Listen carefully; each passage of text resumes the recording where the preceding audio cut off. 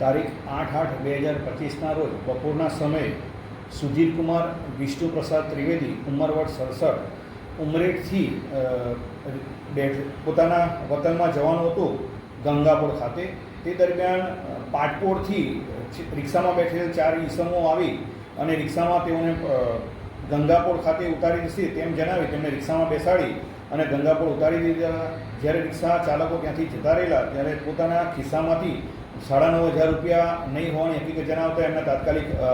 Umreth police સ્ટેશનમાં જાણ કરેલી હતી. બનાવની ગંભીરતા સમજી સુધીરકુમાર પોતે સિનિયર સિટીઝન હોય અને તેમના તમામ પૈસા આ ચોર ઈસમોએ કાઢી લીધેલા હોય, જેથી તેઓ પાસેથી વર્ણન અને કઈ રિક્ષામાં આવેલા છે તેની હકીકત મેળવી પીઆઈ શ્રી બોલાન તથા તેમના સ્ટાફના માણસોએ આ બાબતે વોચ હકીકત ગોઠવેલી, જેમાં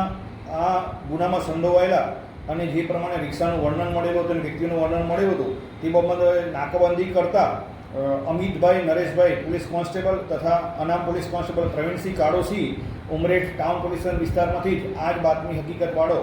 રિક્ષા તથા ઈસમો મળી આવતા તેઓને પોલીસ સ્ટેશન લાવી અને તેઓનું ઇન્ટ્રોગેશન કરતા તેમને જ આ ગુનાને અંજામ આપેલો હોવાની હકીકત જણાવેલી, જેથી આ સુધીરકુમાર વિષ્ણુપ્રસાદ ત્રિવેદીની ફરિયાદ લઈ અને ગુનો રજીસ્ટર કરી ગુનાના કામે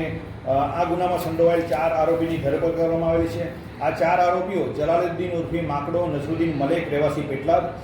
પ્રવીણભાઈ ઉર્ફે ડાયો લક્ષ્માભાઈ ફૂલમાળી રહેવાસી પેટલાદ,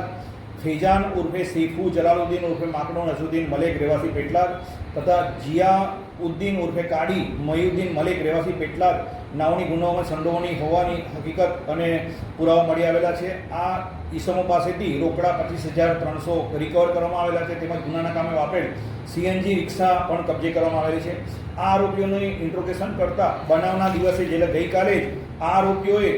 ચિટોડિયા ખાતેથી એક નાગરિકને રિક્ષામાં બેસાડી જેના ખિસ્સામાંથી ₹300, દીદરડા ગામેથી એક નાગરિકને રિક્ષામાં બેસાડી તેની પાસેથી 270, સાવલી મુકામેથી એક નાગરિકને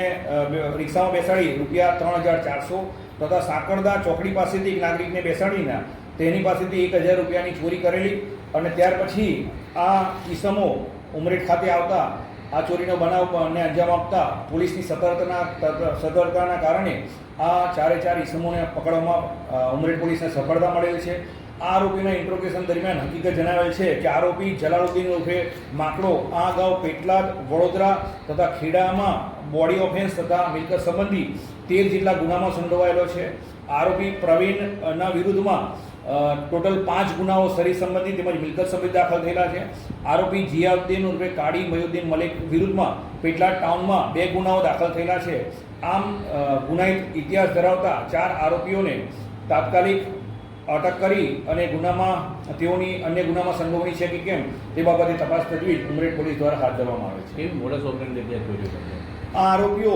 કોઈ પણ સિનિયર સિટીઝન જતા હોય ત્યારે તેમને રિક્ષામાં બેસાડી અને તેમની પાસેથી કોઈ પણ પ્રકારના પૈસા નહીં લઈએ પણ તમને તમારા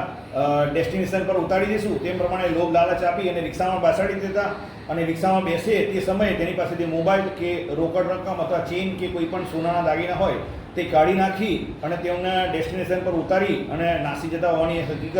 આ તપાસ દરમિયાન આરોપીની મોડેસ ઓપરેન્ડી